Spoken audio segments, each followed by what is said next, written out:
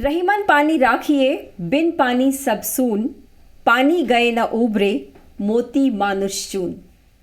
अब्दुल रहीम खानखाना ने जब इस दोहे को गढ़ा था तब से लेकर अब तक इसकी प्रासंगिकता बनी हुई है, क्योंकि प्रकृति संरक्षण पर जोर कल भी था, आज भी है और आगे भी रहेगा। जल, जंगल और ज़मीन, ये तीनों हमारे जीवन के लिए बहुत ज़रूरी हैं और हमारे धर्म भी इसकी तरफ इशारा करते हैं, या यूँ कहें कि हमारे धर्म में ये निहित है कि किस तरह से प्रकृति को संरक्षित करना चाहिए। इस समय रमज़ान का महीना चल रहा है। हमारे धर्म ग्रंथ जल संरक्षण को लेकर क्या कहते हैं, इस बारे में बातचीत करते हैं। हमारे साथ स्टूडियो में आज मौजूद हैं ग़ुलाम रसूल देहलवी जी। ग़ुलाम रसूल देहलवी जी धार्मिक मामलों की जानकार हैं और सभी धर्मों का इन्होंने तुलनात्मक अध्ययन किया है। देहलवी जी, स्वागत है आपका बहुत बहुत आवाज़ ख़वातीन के इस खास शो में। देहलवी जी, सबसे पहले तो हम आज अपने विषय की तरफ आपका ध्यान ले जाना चाहेंगे। जल संरक्षण क्यों इतना ज़रूरी है? कुरान में भी इसके बारे में कहा गया है, वेद पुराणों में कहा गया है, बाइबल में कहा गया है। लगभग सभी धर्मों ने जो है वो प्रकृति संरक्षण पर जोर दिया है। तो आज हम यही बात करेंगे कि हमारी जो सांझी संस्कृति है वो कहीं ना कहीं जल संरक्षण पर जोर देती आई है। क्या है वो, ये हम आपसे जानना चाहेंगे। किस किस तरह से अलग अलग धर्मों में, धर्म ग्रंथों में कहा गया है? बहुत ही मुबारक महीना शुरू हुआ है और रमज़ान के इस महीने में पानी की क्या अहमियत है, जल का क्या महत्व है, ये जानना कुरान करीम से, वेदों से और सभी धार्मिक धर्म ग्रंथों से, और न सिर्फ धर्म ग्रंथों से बल्कि हमारी जो साझी भारतीय संस्कृति है, इसमें पानी की क्या अहमियत है, ये जानना बेहद ज़रूरी है। आइए सबसे पहले कुरान करीम का मुताला करते हैं। कुरान करीम में इरशाद फरमाया गया कि वजअलना मिनल माई कुल्ल शैइन हई, हमने हर चीज़, हर जानदार चीज़ को पानी से बनाया। We made every living thing of water, यानी दुनिया की हर living entity, living being, living thing और हर जानदार शय पानी से ही बनाई गई है। और इंसान तो 70% पानी से बनाया गया है। इसलिए एक हदीस में है कि व आदमु बैनल माइ वत्तीन, के आदम को पानी और आबो गिल, पानी और मिट्टी के बीच के मरहले में रखा गया था। तो आदम को पानी और मिट्टी से बनाया गया, तो पूरी आदमियत, पूरा इंसान, तमाम मर्द औरत सब पानी से ही ज़्यादातर बनाए गए हैं और मिट्टी से। कुरान करीम में एक पहली बात तो ये बता दी गई कि दुनिया की हर शय, हर जानदार शय पानी से बनाई गई है। दूसरी बहुत अहम बात वो जानने की ये है कि रसूलुल्लाह सल्लल्लाहु अलैहि वसल्लम ने बहुत सारी हदीसों में बार बार कैटेगोरिकली, क्लियरली पानी की हिफाजत, माहौल की हिफाजत, और माहौल की हिफाजत के लिए, माहौल मीन्स एनवायरमेंटल प्रोटेक्शन की हिफाजत के लिए, एनवायरमेंटल प्रोटेक्शन के लिए पानी की अहमियत को बार बार जोर दिया। तो वो हदीस जो आज हमारी स्क्रीन पे भी है कि ला तुबज़िरिल मा, डू नॉट वेस्ट वाटर, और एक दूसरी हदीस कि अगर तुम एक बहते हुए नहर पे भी हो, उस वक्त भी पानी ज़्यादा मत खर्च करो।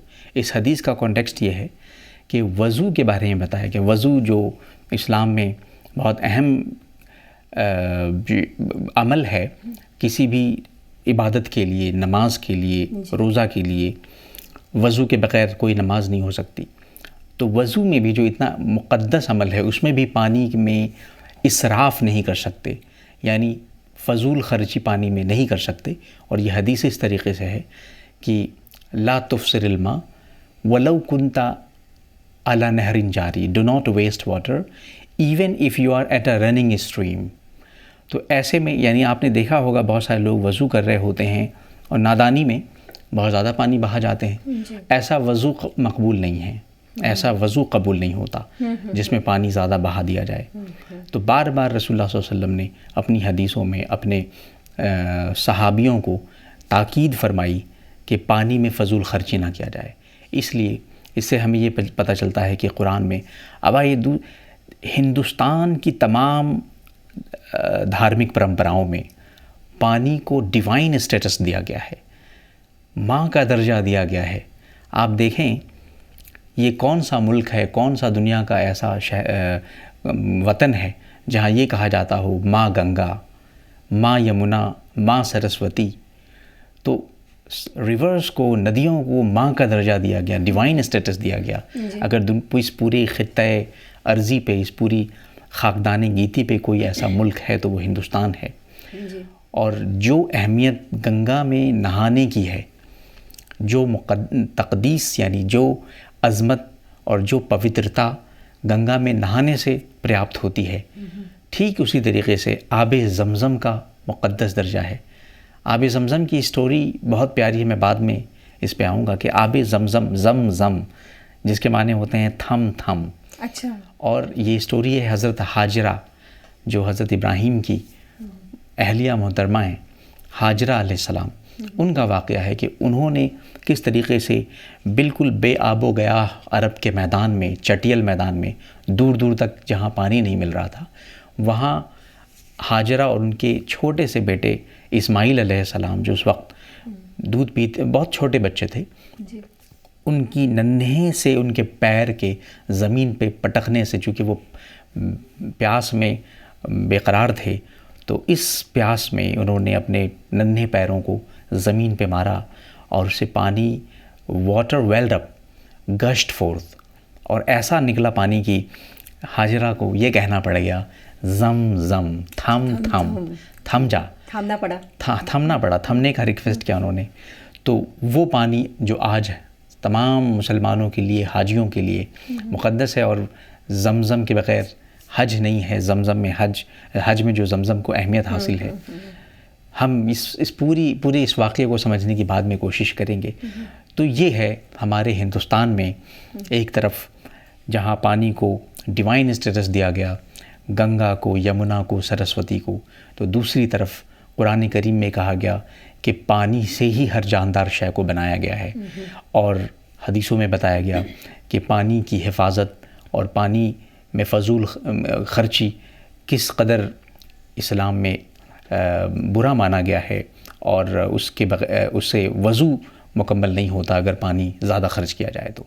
जी। हमारी साझी संस्कृति में पानी की अहमियत को इस मिसाल से समझा जा सकता है कि अगर एक तरफ रोज़ा खोलने के लिए यानी इफ़्तार करने के लिए पानी को बहुत मुबारक और मुक़द्दस समझा गया है कि अगर खजूर ना हो तो पानी से रोज़ा खोला जाए, इसी तरह दूसरी तरफ हम देखते हैं कि करवा चौथ खोलने के लिए भी पानी का इस्तेमाल किया जाता है। तो जिस तरह से करवा चौथ पानी से खोला जाता है, रोज़ा भी खजूर या फिर पानी से इसलिए खोला जाता है क्योंकि पानी इस्लाम में, कुरान में बहुत ही मुक़द्दस माना गया है।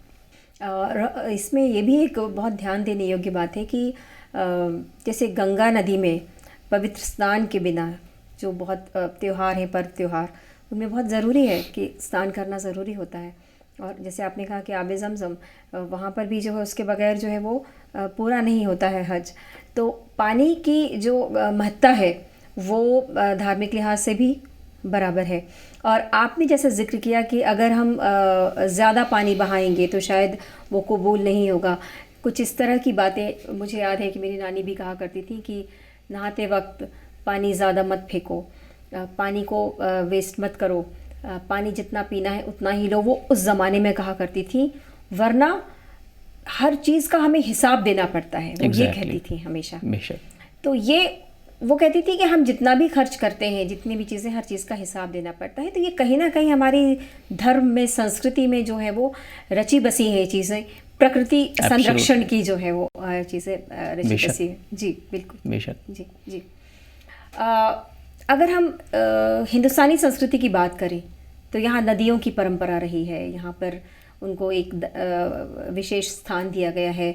वो आप एग्जैक्टली ये जानना ज़रूरी है कि India is the land of 7 celestial reverse. यहाँ 7 सेलेशियल यानी डिवाइन, आसमानी, सेलेशियल यानी आसमानी, लेकिन इसके माने होते हैं डिवाइन रिवर्स हैं। और हर रिवर का अपना एक उसके अंदर एक गॉडलीनेस, उसके अंदर रब्बानियत और डिविनिटी निहित है, पोशीदा है। और इसको समझने के लिए हमें जानना पड़ेगा कि क्यों। देखिए, गंगा मिसाल के तौर पे, गंगा के बारे में ये तसव्वुर है वेदों में कि ये वो नदी है जहाँ शिव जी ने अपने कदम रखे हैं। और इसी तरीक़े से सूफ़िया किराम में एक तसव्वुर ये पाया जाता है कि आदम अलैहिस्सलाम सबसे पहले हिंदुस्तान की सरज़मीन पे तशरीफ़ लाए, यानी दुनिया का सबसे पहला इंसान पैदा किया गया। तो उनके कदमे मुबारक कहाँ पड़े होंगे? उनके कदमे मुबारक यहाँ के जो बहती हुई जो नदियाँ थीं, जो गंगा शुरू हुआ है। चूँकि पूरी ज़मीन, दुनिया की ज़मीन का अक्सर हिस्सा पानी है, नदी हैं, नदियाँ हैं, बहर हैं, समंदर हैं। तो इस वजह से जब शुरू के पैगंबर तशरीफ़ लाए इस दुनिया में, तो उनके कदम ज़मीन पे भी पड़े और नदियों पे भी पड़े। तो चाहे वो माँ गंगा हो, चाहे वो माँ यमुना हो, चाहे वो माँ सरस्वती हो, चाहे वो माँ कालिंदी हो, चाहे वो माँ कावेरी हो, इन सबों में पैगंबरों के, ऋषि मुनियों के पैर लगे हैं, कदमे मुबारक टच हुए हैं। और इस वजह से ये सब के सब डिवाइन हो गए हैं। चाहे वो शिव जी के पैर लगे हों, या आदम अलैहिस्सलाम के पैर लगे हों, या अयोध्या में शीश अलैहिस्सलाम तशरीफ़ लाए, उनके पैर लगे हों। इस वजह से हमारी साझी संस्कृति में तमाम नदियों और तमाम समंदरों और तमाम रिवर्स और स्ट्रीम्स और स्प्रिंग्स सब को एक डिवाइन स्टेटस दिया गया है। अजमेर शरीफ में जो सूफ़ियों का सबसे बड़ा मरकज़ है, वहाँ पे एक अजमेर स्प्रिंग है, झालरा। ख्वाजा गरीब नवाज़ ने जब अजमेर शरीफ की धरती पे कदम रखा, तो आपने बड़ा मशहूर वाक़या सुना होगा अना सागर का। तो वो एक सागर है, अना, बहता हुआ सागर, पानी पीते थे। लेकिन अना सागर को उस ज़माने में किसी राजा ने मना कर दिया था ख्वाजा गरीब नवाज़ को कि वो पानी ना पिया करें, क्योंकि वो नए नए आए थे। तो पहली दफ़ा उन्हें मना कर दिया गया। तो अना सागर का बड़ा मशहूर वाक़या है कि उन्होंने एक कोज़े में पूरे अना सागर को बुला लिया था, उस कोज़े के अंदर समो दिया था। तो इससे भी हमें ये पता चलता है कि पानी की क्या अहमियत है। और अजमेर शरीफ के अलावा भी आप देखें, कलियर शरीफ आप जाते हैं तो कलियर शरीफ के रास्ते में हरिद्वार तक जाता हुआ एक लेक है, वो भी बहुत इम्पॉर्टेंट है। इसी तरीके से आप देखिए हाजी अली की जो दरगाह है वो कहाँ पे है? वो बिल्कुल बीचों बीच, समंदर के बीचों बीच में है। भोपाल में हाजी अली के भाई हैं शाह अली शाह, पिया हाजी अली मुंबई में है और उनके भाई शाह अली शाह हैं। वो भी भोपाल की जो सबसे बड़ी, भोपाल का जो लेक है, Bhopal is the city of lakes, तो वहाँ का जो सबसे बड़ा लेक है, कहा जाता है कि हिंदुस्तान का सबसे बड़ा लेक है वो, उसके बीचों बीच उनकी दरगाह है, उनका मज़ार मुबारक है। तो सूफ़ियों ने भी पानी के अंदर, समंदरों के अंदर अपना मकाम बनाया, वहाँ इबादत की, रियाज़त की। इससे मालूम होता है कि पानी को, नदियों को डिवाइन स्टेटस दिया गया, न सिर्फ हिंदू धर्म में बल्कि सूफ़ियों के यहाँ भी, इस्लामी परंपरा में भी, हिंदुस्तान की हर परंपरा में, सिखों के यहाँ आप देखिए पानी के बग़ैर आप किसी भी गुरुद्वारे में आप जब एंट्री करते हैं तो पहले आपको पैर धोने होते हैं पानी से। पानी के बग़ैर किसी भी किसी भी गुरुद्वारे की ज़ियारत मुमकिन नहीं हो सकती है। और कोई नमाज पानी के बग़ैर मुकम्मल नहीं है, वज़ू के बग़ैर मुकम्मल नहीं है। लेकिन एट द सेम टाइम पानी को महफूज करने, पानी को बचाने के लिए हर धर्म ने ज़ोर दिया है।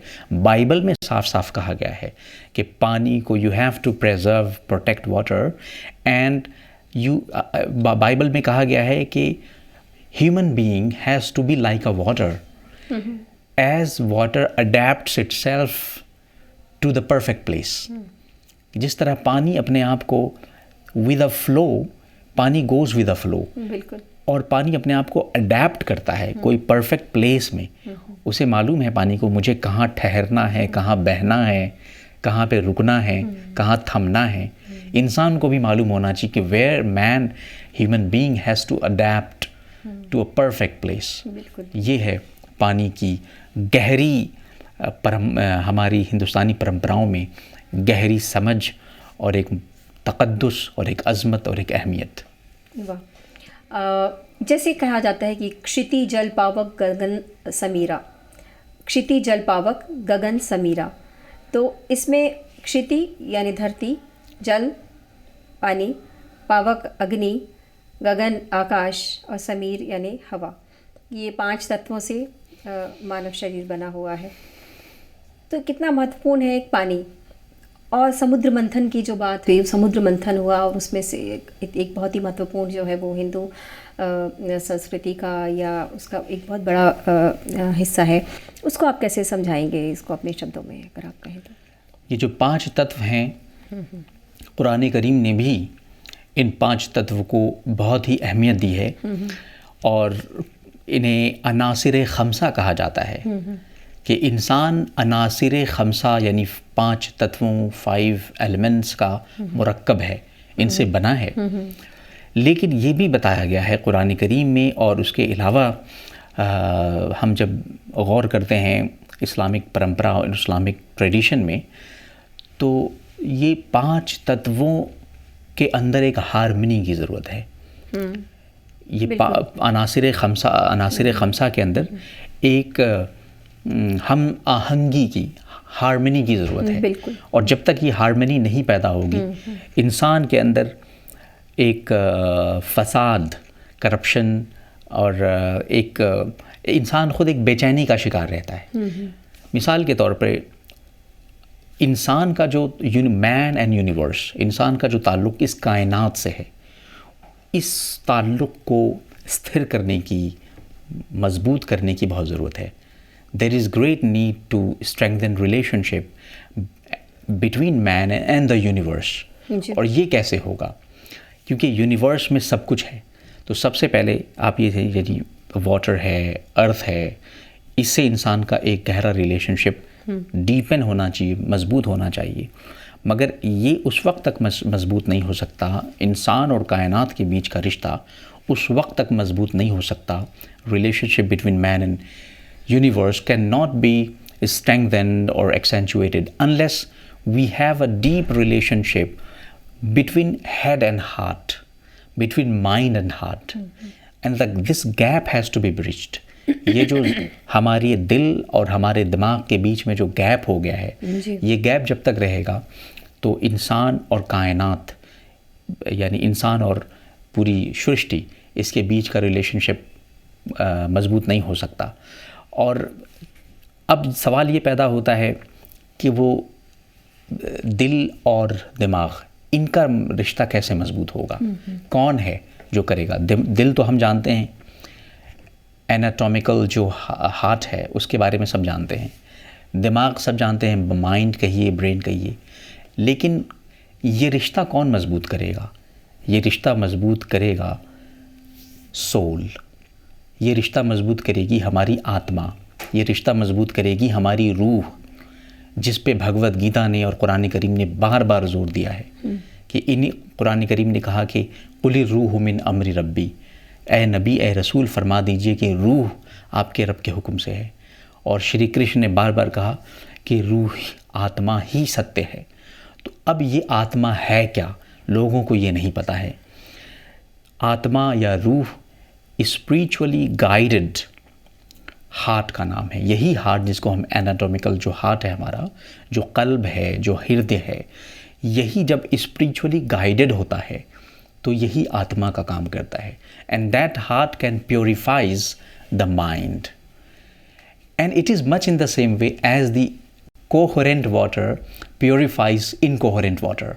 कोहेरेंट वाटर हम सब जानते हैं कि 2 तरह के पानी हैं दुनिया में, कोहेरेंट वाटर और incoherent water. In much in the same way just as coherent water stabilises incoherent water. पानी जो यानी हम उर्दू में उसको कहते हैं फासिद और गैर फासिद या सालेह, तो जो साफ़ व शफ़ाफ पानी होता है वो हर तरह के गंदे, गदले और फासिद पानी को साफ़ कर देता है। इसी तरीके से यही वजह है कि बहते हुए पानी में वज़ू करना जायज़ है। आप किसी थमे हुए पानी में वज़ू नहीं कर सकते, वो गंदा हो जाता है, लेकिन बहता हुआ जो पानी होता है उसके अंदर जो कोहेरेंट वाटर होता है वो इनकोहेरेंट वाटर को साफ़ व शफ़ाफ कर देता है। यही हाल रूह का है। रूह साफ़ कर देती है दिल को, और जब दिल रूह से इंस्पायर्ड हो जाता है, when the heart is spiritually guided, it purifies the mind and the whole body। मुझे आखिरी में वो हदीस याद आ रही है कि हार्ट क्या है। रसूल सल्लल्लाहु अलैहि वसल्लम से पूछा गया, तो सहाबा यानी आपके साथियों ने पूछा कि दिल क्या है, या दिल के बारे में आप बताइए। तो आपने कहा कि क्या मैं तुम्हें वो चीज़ ना बता दूं कि जिससे पूरे जिस्म का निज़ाम, पूरे बॉडी का सिस्टम चलता है। और आपने कहा कि there is a piece of flesh in the body, कि दिल इंसान के बदन में एक जिस्म एक पीस ऑफ फ्लैश है, एक यानी एक उज़्व है, एक शरीर का एक हिस्सा है। इज़ा सलुहा सलुहल जसद कुल्लुहु, if it is perfect, if it is sound and good, अगर ये सही है तो पूरा बदन, all body is sound and good, all body is reformed. व इज़ा, लेकिन अगर ये नहीं सही है, if it is corrupt, the whole body is corrupt. अला वही अल क़ल्ब, ख़बरदार ये दिल है। वाह, आपने तो इसको बड़ा दार्शनिक अंदाज में आपने इसकी व्याख्या कर दी। दिल और जल दोनों की जो एक भूमिका है प्योरिफिकेशन में, तो वाकई वो बहुत महत्वपूर्ण है। और आपने जिस तरीके से, जिस अंदाज़ में इसको बयान किया, और अगर हम देखें, जब हम अगर हम गंगा की सफाई की बात करते हैं तो वही चीज़ें आ जाती हैं। नदियाँ अगर हमारी गंदी हैं या वो इतना उसमें प्रदूषण है तो वो होना ज़रूरी है, वो साफ़ होना ज़रूरी है। तो वाकई ये सारी चीज़ें एक दूसरे से जुड़ी हुई। हिंदुस्तानी संस्कृति हम ये कहें तो प्रकृति संरक्षण की ही संस्कृति है। आप देखें कि हम लोग वृक्षों की पूजा करते हैं, हम लोग बहुत से जीव जंतुओं की पूजा करते हैं। ये थोड़ा आप अगर समझाएं, जो कि आप जानकार हैं। एग्जैक्टली प्रकृति संरक्षण और जिसको हम कहते हैं माहौलियात की हिफाजत, एनवायरमेंटल प्रोटेक्शन, ये हमारी सभ्यता का बिल्कुल लाजमी उन्सुर है। दुनिया में हमारे हिंदुस्तान में कोई भी ऐसा धर्म नहीं है, कोई ऐसे ऋषि मुनि नहीं हैं जिन्होंने अपने आप को एनवायरमेंट से ना जोड़ा हो। आप देखिए कि मेडिटेशन के लिए गौतम बुद्धा ने सबसे पहले किस जगह को अपनाया? जंगलों को अपनाया। ऋषि मुनियों ने नीलकंठ के बारे में आप देखिए, वो कहाँ गए, सफ़र किया उन्होंने जंगलों का, नदियों का। इसी तरीके उन्होंने, ऐसा नहीं कि उन्होंने शहरों का इंतखाब किया हो, किसी पॉल्यूटेड जगह को अपनाया हो। सूफियों का देखिए, सूफियों ने भी वेजिटेशन में बड़ा काम किया, यहाँ तक कि अपनी रूहानियत में वो जब आगे पहुंच जाते हैं तो वेजिटेरियन बन जाते हैं। तो ये सारी बातें हमें क्या बताती हैं? ये सारी बातें हमें ये बताती हैं कि हमारी धार्मिक परंपराओं में एनवायरनमेंट को, माहौल को, माहौलियात को, नेचर को, मदर अर्थ को बहुत अहमियत दी गई, बहुत बड़ा दर्जा दिया गया। और इस वजह से प्राकृतिक संरक्षण, माहौलियात का तहफ़्फ़ुज़, माहौलियात की हिफाजत हमारी मदर इंडिया का एक लाजमी हिस्सा और एक जिसको हम कहते हैं कि इंटेग्रल पार्ट है। इसके बग़ैर हमारा भारत, हमारा हिंदुस्तान नामुकम्मल रह जाता है। लेकिन अफसोस, वो मुल्क जहाँ 7 सेलेस्टियल रिवर्स हैं और वो मुल्क जहाँ पे नदियों को, पानी को माँ का दर्जा हासिल है, वहाँ आज लोग, इंसान इतने ज़्यादा वो हो गए हैं, करप्ट हो गए हैं, मोरली, एथिकली, स्पिरिचुअली, कि वो पानी को बेतहाशा बहा रहे हैं, पोल्यूशन में घिरे हुए हैं और बढ़ाए जा रहे हैं। पंजाब, जिसे पंज आब इसलिए कहा जाता है क्योंकि वहाँ पे 5 वाटर रिसोर्सेज हैं। वहाँ मैंने देखा अभी हाल में ही UN वर्ल्ड वाटर डे था पंजाब में, अमृतसर में। और पंजाब में इसलिए क्योंकि वहाँ 5 अमृतसर नाम भी अपने आप में अमृतसर एग्जैक्टली अमृत का सरोवर जी, जो अमृत का सरोवर है, the shore of the nectar, अमृत का सरोवर है, वहाँ पे इसको UN वर्ल्ड वाटर डे आयोजित किया गया।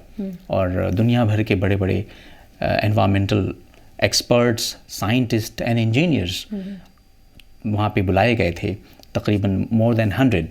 और उन सब ने इस पे विचार व्यक्त किया कि किस तरीके से हिंदुस्तान में जो वाटर रिसोर्सेज हैं, वाटर रिजर्वायर्स हैं, स्प्रिंग्स हैं, स्ट्रीम्स हैं और रिवर्स हैं, इन सब को कैसे प्रोटेक्ट किया जाए। और इन सब का जो संगम कहाँ जहाँ पे है, आप ये देखें, ये बहुत इम्पॉर्टेंट बात है, जहाँ पे कई नदियाँ मिल जाती हैं, जहाँ पे कई रिवर्स मिल जाते हैं, जो संगम होता है उसकी क्या अहमियत है। जब गंगा और यमुना और सरस्वती जब मिले हैं और वो त्रिवेणी बना है इलाहाबाद में, प्रयागराज में, तो उस पानी से शिफा हासिल होती है, उस पानी से हीलिंग पावर उसमें पैदा होता है। और यही बात कुरान करीम में कही गई है। कुरान में इरशाद फरमाया गया कि मरजल बहरैन यल्तक़ियान, कि अल्लाह ने 2 समंदरों को मिला दिया, उनका संगम बना दिया, वो आपस में गुत्थम गुत्था हो गए, मिल गए, और फिर उस पानी से शिफा हासिल होती है। ये वही पानी है जिसका ज़िक्र ख़िज़र अलैहिस्सलाम के वाक़े में भी किया गया है। ख़िज़र अलैहिस्सलाम एक मूसा अलैहिस्सलाम यानी एक बहुत बड़े नबी गुज़रे हैं, पैगम्बर गुज़रे हैं। उनके ज़माने के एक स्पिरिचुअल गाइड थे जी। एक सेंट थे।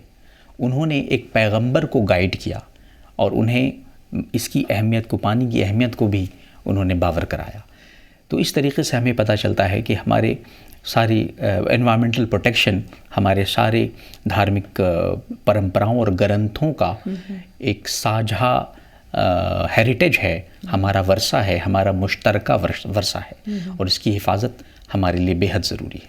जी, हिफाजत से याद आया कि हमारी जितनी धार्मिक परंपराएं हैं उन्हें पूरा करने के लिए तो पानी बहुत आवश्यक है। वज़ू करना हो या स्नान करना हो, गंगा स्नान होता है या पवित्र नदियों का स्नान होता है, और ये परंपराएं तो चलती रहेंगी हमेशा। इंसान है जब तक, तब तक ये परंपराएं भी रहेंगी। और इन परंपराओं को जारी रखने के लिए हमारे पास वो स्रोत भी तो होने चाहिए। जल के जो स्रोत हैं, यदि वो धीरे धीरे ख़त्म होने लगेंगे तो हम उनको कैसे आगे ले जाएंगे? पीढ़ी दर पीढ़ी हम उन परंपराओं को तो अपने आगे भेजेंगे। तो वाकई ये तो बहुत ज़रूरी है अगर हम देखें। एग्जैक्टली इसलिए ये जानना बहुत ज़रूरी है। और ये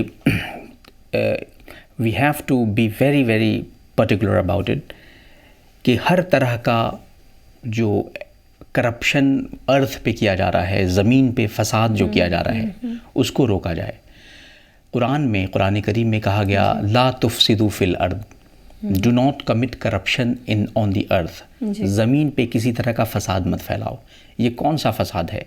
हर तरह का फसाद, चाहे वो चोरी, डाका ज़नी हो, या फिर ज़मीन के ऊपर एनक्रोचमेंट्स हों, या फिर एनवायरमेंट को जो नुकसान, डैमेज पहुंचाया जा रहा है, वाटर स्ट्रेस जो क्रिएट किया जा रहा है। तो फसाद फिल अर्द, करप्शन ऑन द अर्थ, इसको साफ साफ कुरान में मना किया गया। एक जगह ये कहा गया कुरान में कि इन्नल्लाह ला युहिब्बुल मुफसिदीन, Allah does not like, Allah dislikes those who perpetrate corruption on the earth। जो ज़मीन पे करप्शन करते हैं, फसाद फैलाते हैं, उनको अल्लाह बहुत ही नापसंद करता है।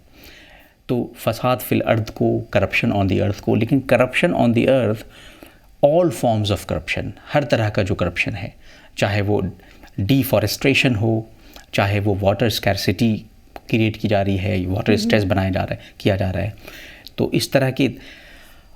और सिर्फ पानी ही नहीं, पानी के बारे में तो हमने अभी बात की है कि रसूल सल्लल्लाहु अलैहि वसल्लम ने फरमाया,